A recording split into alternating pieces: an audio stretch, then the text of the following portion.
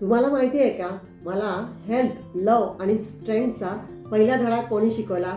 हो, माझ्या आईने. ती कधीही योगा क्लासमध्ये गेली नाही, पण तिची लाईफस्टाईल ही नेहमी डिसिप्लिन असते. माझी आई माध्यमिक विद्यालय विक्रोळी येथे फिजिक्सची शिक्षिका होती, त्यामुळे तिला नेहमी सकाळी लवकर उठूनच जावं लागायचं. पण रिटायर झाल्यानंतर देखील मी तिला कधीही उशिरापर्यंत झोपलेलं बघितलं नाही.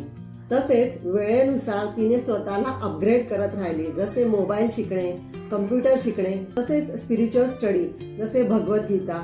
आजही ती काही ना काही शिकतच असते.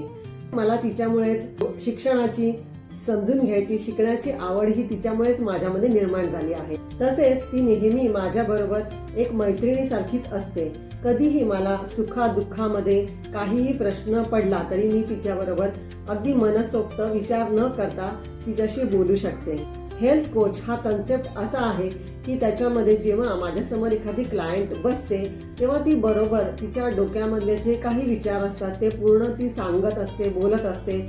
जेव्हा ती पूर्ण मनातल्या गोष्टी बोलते तिथेच तिचा 50% आजार हा बरा होतो. माझ्यासाठी माझी खरी लाईफ कोच आणि हेल्थ कोच ही माझी आईच आहे.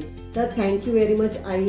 या रीलच्या माध्यमातून मला तुला एक ग्रॅटिट्यूड व्यक्त करावं असं वाटलं, म्हणून मी ही रील बनवली.